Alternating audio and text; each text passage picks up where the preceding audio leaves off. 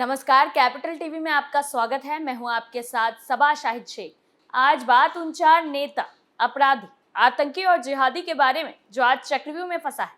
उनके कारनामों को एक्सपोज करूंगी, पूरी डिटेल में इनका कच्चा चिट्ठा खोलूंगी। आज के वो 4 नाम जो चक्रव्यूह के चक्र में फंसे हैं वो है अखिलेश यादव, दूसरे हैं इरफान सोलंकी, तीसरी है मायावती, चौथा है ड्रग्स माफिया। सबसे पहले बात अखिलेश यादव की। यूपी निकाय चुनाव में समाजवादी पार्टी की हार ने सपा प्रमुख अखिलेश यादव को मुश्किलों में डाल दिया है। निकाय चुनाव में हार के बाद अब बयानबाजी तेज है। इस चुनाव में बीजेपी गठबंधन से कई मुसलमानों को टिकट मिला है और उन्होंने जीत दर्ज की है। बीजेपी की टिकट पर मुसलमानों की जीत चर्चा का विषय बनी हुई है। वहीं अब इस पर मौलाना शहाबुद्दीन रजवी का बड़ा बयान सामने आया है। मौलाना रजवी ने समाजवादी पार्टी और अखिलेश यादव पर जमकर जुबानी हमला बोला है। मौलाना ने कहा, उत्तर प्रदेश के स्थानीय चुनाव में जो नतीजे आए उन नतीजों पर हमें फक्र है। खास तौर पर हमें अपने मुस्लिम कौम पर फक्र है। जो बात मैं काफी अरसे यानी विधानसभा चुनाव के वक्त से कहता रहा हूँ। मैं मुसलमानों को सुझाव देता हूँ कि वो सपा को छोड़कर कोई नया विकल्प चुने। मेरे इस सुझाव पर मेरी कौम ने इस बार अमल किया है। रजवी ने कहा, हमारी कौम सपा छोड़कर एक नए तरफ चल निकली है। इसके नतीजे हर जगह बहुत अच्छे आए हैं। आने वाले लोकसभा चुनाव में भी सपा के खिलाफ इस तरह से मुहिम चलती रहेगी। 2024 आते आते सपा हाफ हो जाएगी। हमारी जो लड़ाई है वो मुद्दों की लड़ाई है, वो मुस्लिम मसाइल है जिस पर अखिलेश यादव खामोश रहते हैं। अब तो उनकी बहुत सारी चीजों से ये साबित हो गया है कि हिंदू की राह पर चल रहे हैं। उन्होंने कहा, इस वजह से अखिलेश यादव मुसलमानों को अभी तक बंधुआ मजदूर समझते रहे, लेकिन अब मुसलमानों ने साबित कर दिया है कि वो सपा या अखिलेश यादव के बंधुआ मजदूर नहीं है। हमने सपा का जो टैग था वो उतरवा दिया है। हालांकि इन सब मामलों में अखिलेश यादव ने चुप्पी साध रखी है।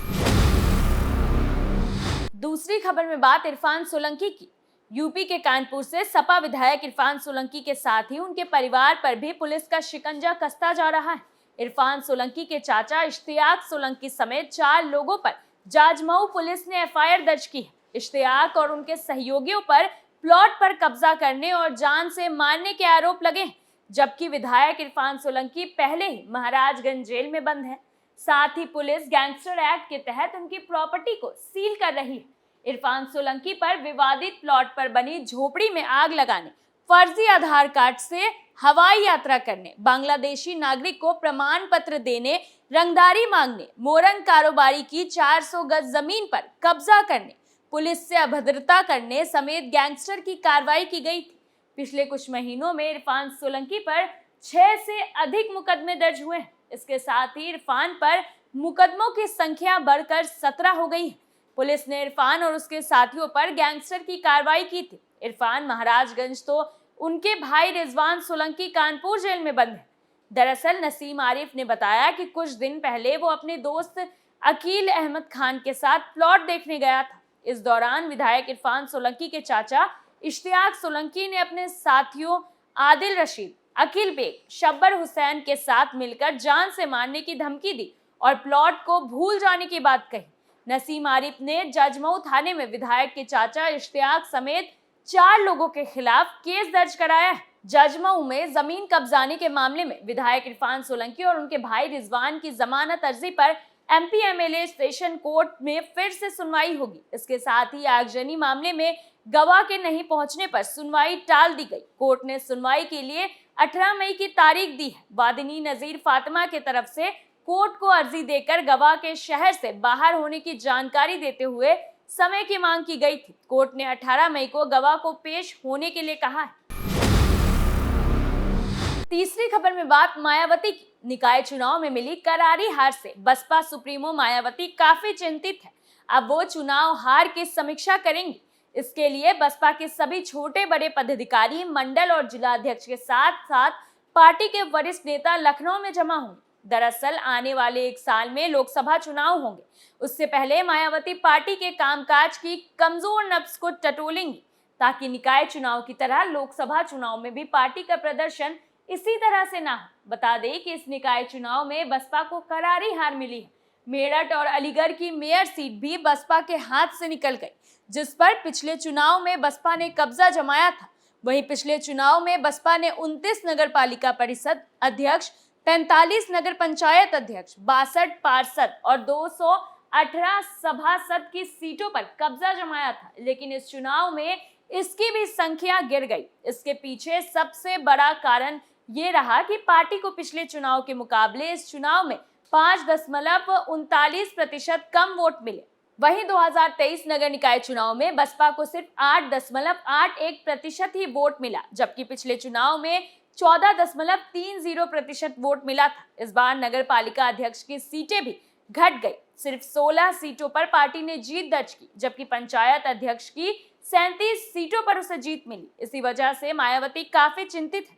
वो पार्टी नेताओं और कार्यकर्ताओं के साथ बैठक कर पार्टी के प्रदर्शन को सुधारने पर गहन चर्चा करेंगी। साथ ही पार्टी नेताओं से ये भी जानकारी लेंगी कि आखिर कैसे बसपा का जनाधार लगातार गिरता जा रहा है।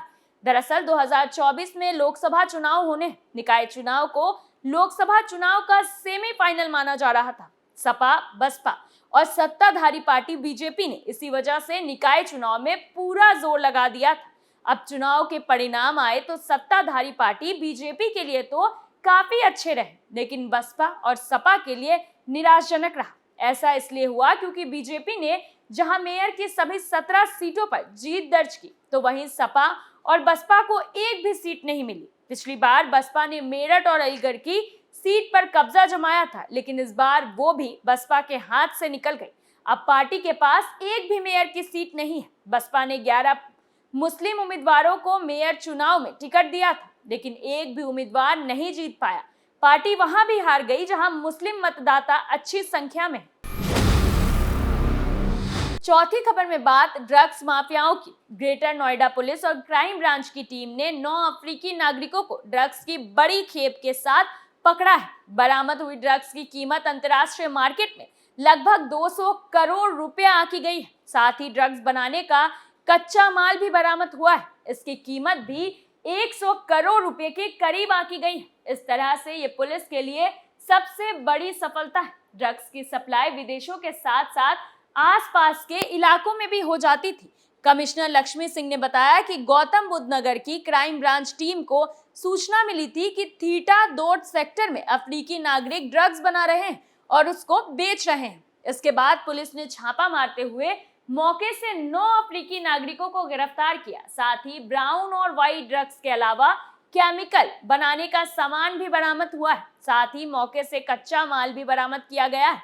उससे भी करीब 100 करोड़ रुपए की ड्रग्स बनाई जा सकती थी। इसी तरह 300 करोड़ रुपए का माल पुलिस ने बरामद किया है।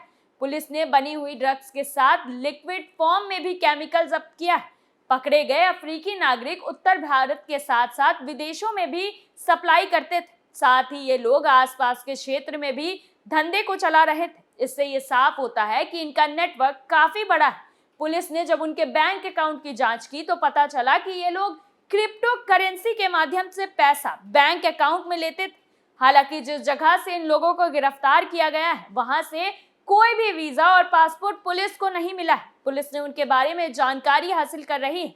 कमिश्नर लक्ष्मी ने बताया कि आरोपी से जब पूछताछ की गई तो उन्होंने बताया कि दिल्ली एनसीआर में एक जानने वाले के पास सारे कागजात रखे हैं। पुलिस उसे भी ट्रेस कर रही है। साथ ही पुलिस ये भी पता लगा रही है कि किस किस तरीके से ये ड्रग्स को बेचा करते थे। पुलिस उनके बारे में जानकारी हासिल कर रही है। कमिश्नर लक्ष्मी ने बताया कि आरोपी से जब पूछताछ की गई तो उन्होंने बताया कि दिल्ली एनसीआर में एक जानने वाले के पास सारे कागजात रखे हैं। पुलिस उसे भी ट्रेस कर रही। साथ ही पुलिस ये भी पता लगा रही है कि किस किस तरीके से ये ड्रग्स को बेचा करते थे। पुलिस उन अफ्रीकी लोगों से ये भी जानकारी जुटा रही है कि उनके साथ और कौन कौन इस गैंग में शामिल है। फिलहाल के लिए चक्रव्यूह में इतना ही। कल फिर कौन किसके चंगुल में फंसेगा, नए मुद्दों के साथ फिर पेश होंगे। आप बने रहिए कैपिटल टीवी उत्तर प्रदेश के साथ और मुझे सबा शाहिद शेख को इजाजत दीजिए। नमस्कार।